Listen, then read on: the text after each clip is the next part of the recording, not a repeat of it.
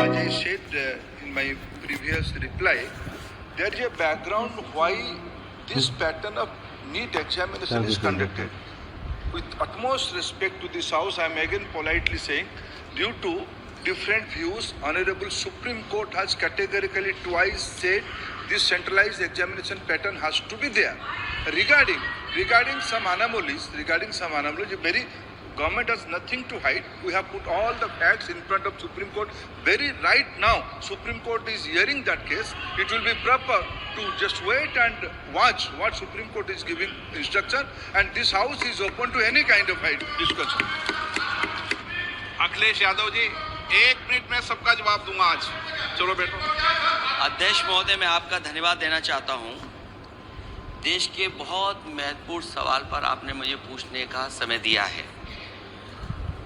अध्यक्ष महोदय, ये सरकार किसी और का रिकॉर्ड बनाए न बनाए, लेकिन पेपर लीक का रिकॉर्ड जरूर ये सरकार बनाएगी. अध्यक्ष महोदय, मुझे इसके बैकग्राउंड में नहीं जाना है कि अध्यक्ष महोदय, मुझे बैकग्राउंड में नहीं जाना है कि कब कैसे किस संस्था को बनाया गया है. पूरे देश के छात्र इस पे आंदोलित थे. लगातार अखबार और सीबीआई की जांच के बाद चीजें सामने आ रही हैं, लोग पकड़े जा रहे हैं, जेल भेजे जा रहे हैं. मैं अध्यक्ष महोदय आपके माध्यम से पूछना चाहता हूं मंत्री जी से, क्या सेंटर वाइज जिन बच्चों को सबसे ज्यादा नंबर मिले हैं, क्या उसकी सूची जारी करेंगे? 30,000 सीटें जहां हैं, कई सेंटर अध्यक्ष महोदय ऐसे हैं जहां 2,000-2,500 बच्चे पास हो गए हैं. सरकारी सीटें 30,000 हैं. कई सेंटर में 2,000 से ज्यादा पास हो गए.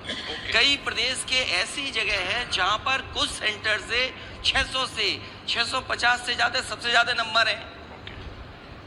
और अगर वो संस्था इतनी क्रेडिबल थी तो अध्यक्ष महोदय, जिन सेंटर्स पे ये परीक्षा हुई उन सेंटर्स का इंफ्रास्ट्रक्चर क्या था? क्या मंत्री जी ने जानकारी की थी इस बात की? अध्यक्ष महोदय, मेरे आपके माध्यम से एक ही निवेदन है कि बिना ये मंत्री जी रहेंगे तो न्याय नहीं मिलेगा बच्चों को. अध्यक्ष महोदय, आदरणीय अखिलेश जी की प्रश्न का मैं विनम्रता से उत्तर देना चाहूँगा कि अभी सुप्रीम कोर्ट में जो चल रहा है केस, सुप्रीम कोर्ट ने ऑर्डर दिया पूरा विद्यार्थियों की सूची को वेबसाइट में उपलब्ध करा दो. सर, पिछले 3 दिन से देश भर की सारे विद्यार्थियों की लिस्ट पब्लिक डोमेन में उपलब्ध है. ये सारा चीज खुले पे है और कई प्रकार की तर्क आ चुका है.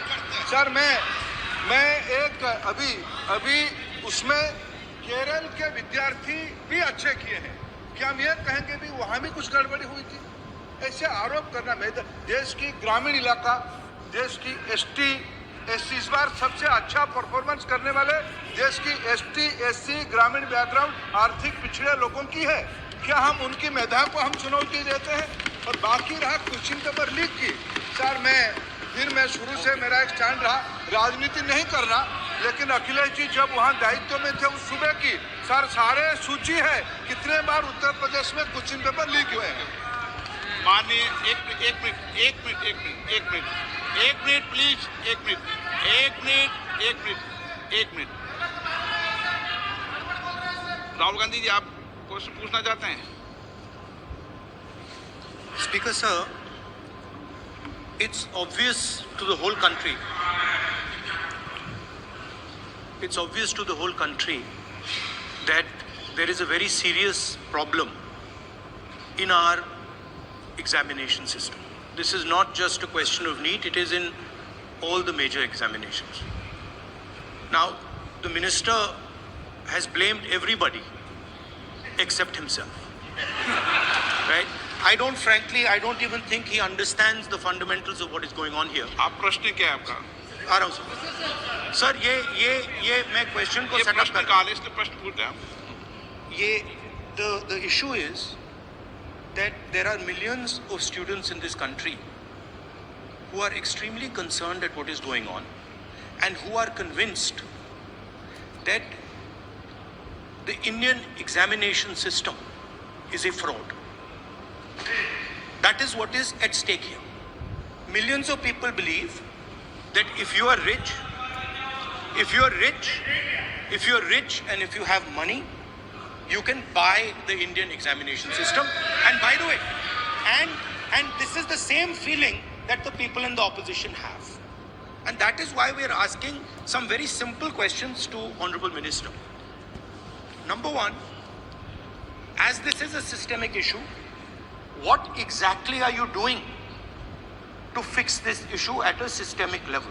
Yes. That's the Okay. first question. Okay question में चल रहा है प्लीज। अब मैं मंत्री जी मैं एक बार बोल दूं इस बात पे। चलो मंत्री जी आप शॉर्ट में जवाब दो, फिर मैं बोल ही देता हूँ आज। आप शॉर्ट में जवाब देना प्लीज। अध्यक्ष महोदय, मेरे जो शिक्षा है, मेरे जो संस्कार है, मेरे जो सामाजिक जीवन है, मेरे को मेरे राज्य की, मेरे सूबे की जनता की स्वीकृति मिली है। मैं किसी की, मेरे बौद्धिक और मेरे संस्कार की सर्टिफिकेट मेरे को सारी सदन में किसी से नहीं चाहिए।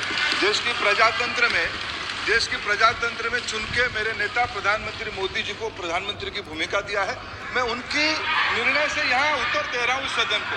बाकी ये कहना चिल्लाने से सच झूठ नहीं हो जाएगा साहब। ये जो कहा गया देश की अभी की एग्जामिनेशन सिस्टम रबिश है सर, इससे दुर्भाग्यजनक बयान देश की नेता प्रतिपक्ष का कुछ नहीं हो सकता है सर। मैं कठोर शब्द से इसको निंदा करता हूँ। बाकी रहा, मैं सर आपके सामने, आपके माध्यम से देश के सामने सर एक तथ्य रखता हूँ सर। जिन्होंने रिमोट से सरकारें चलाई है, 2010 में 3 बिल आया था सर शिक्षा सुधार के लिए। उन्हीं की पार्टी के नेता आदरणीय कपिल सिब्बल साहब 3 बिल लाए थे। उसमें से एक बिल था एजुकेशन, उसमें एक बिल था prohibition of unfair practice bill 2010, जिसके उद्देश्य एजुकेशन इंस्टीट्यूशन में माल प्रैक्टिस को बंद करना।